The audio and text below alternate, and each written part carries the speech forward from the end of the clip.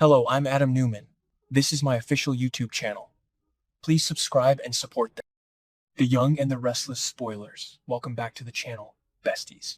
Today is a beautiful, bright, and sunny day, and we are absolutely thrilled to dive back into the wild, non-stop world of Genoa City with all of you. Grab your favorite ice beverage, get comfortable, and let's get right into the thick of the latest drama because we have a massive amount of tea to unpack together.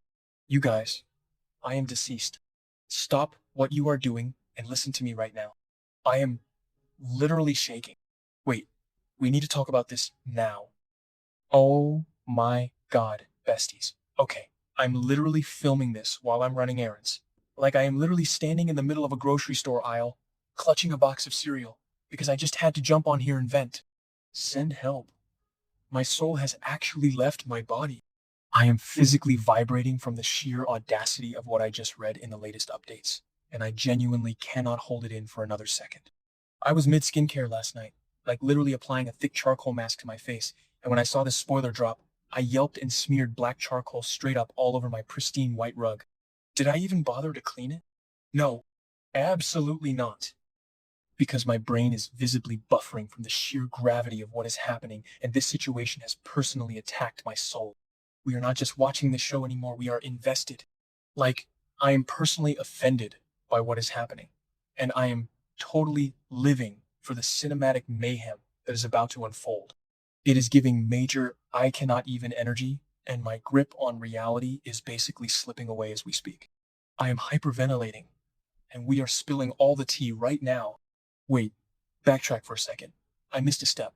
Let me catch my breath. Let's talk about Nikki Newman, our queen, our icon, our absolute legend of Genoa City. She has been having these absolutely brutal headaches, right? And she's been brushing them off, telling everyone, especially Victoria, that it's just a symptom of her MS. But besties, it is not. It is a straight up life-threatening diagnosis. I am literally clutching my chest right now. Nikki is facing something that could actually take her out. And what does she do? She shuts down. She is completely icing Victor out, which is honestly so unhinged. Like, bestie, be for real right now.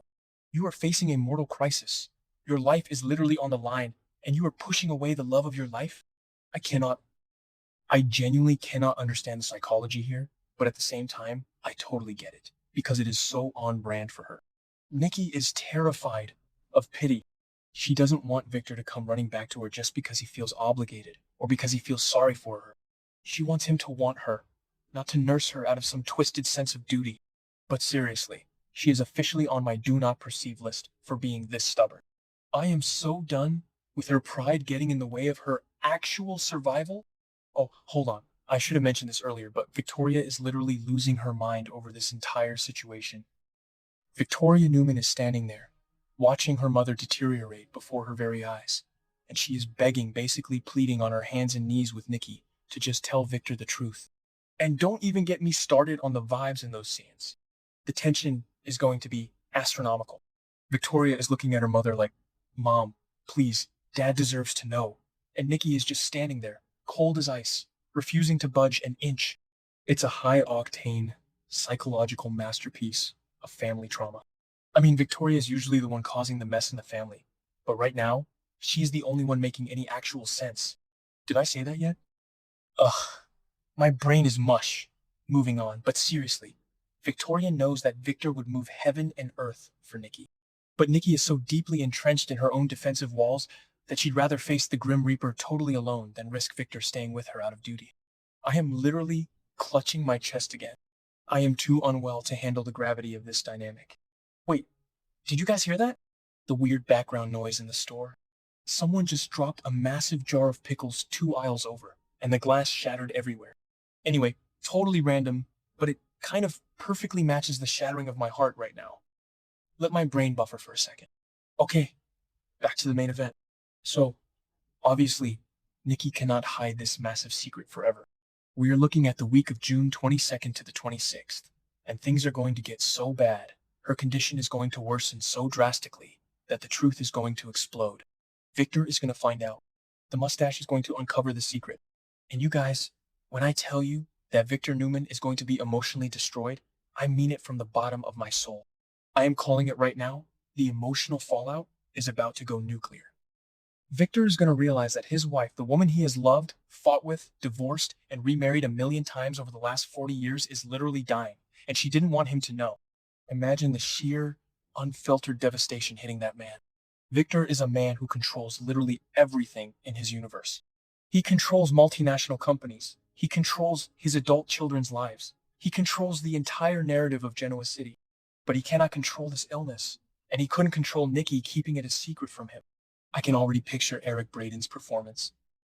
The subtle tear forming in his eye, the clenched jaw, the absolute shattering of his billionaire, untouchable exterior.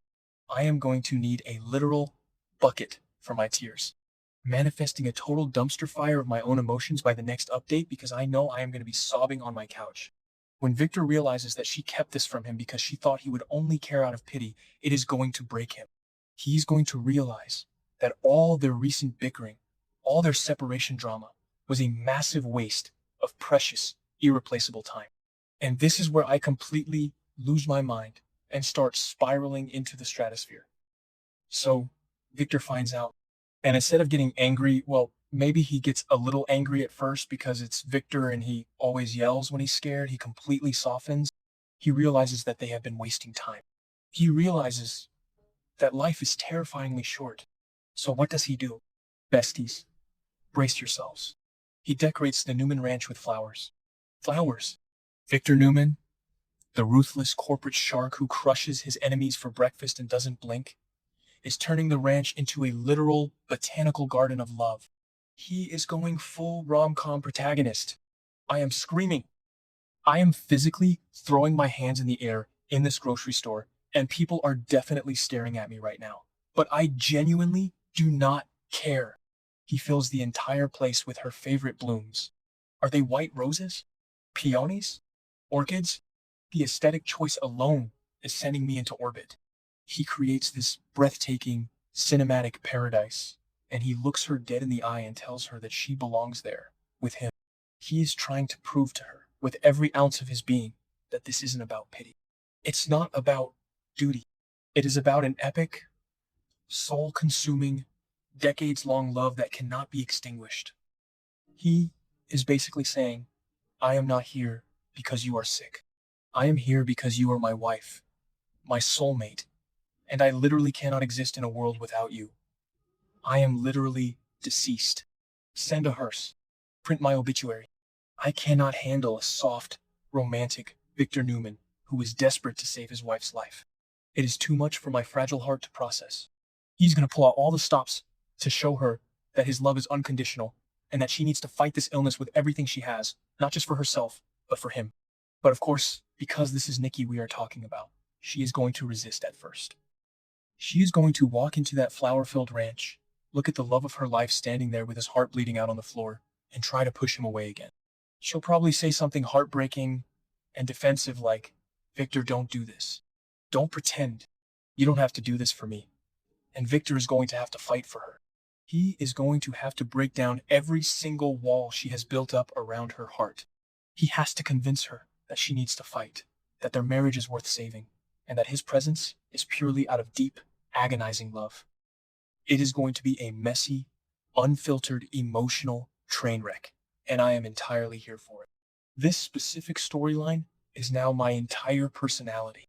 I am not okay. I will be rewatching these scenes until my eyes literally bleed. The stakes are astronomical. The acting is going to be top-tier Emmy-winning material, and the lore of Niktor is being cemented into soap opera history forever. I am literally going to need a support group to get through the week of June 22nd. This medical crisis is going to flip the entire Newman family upside down.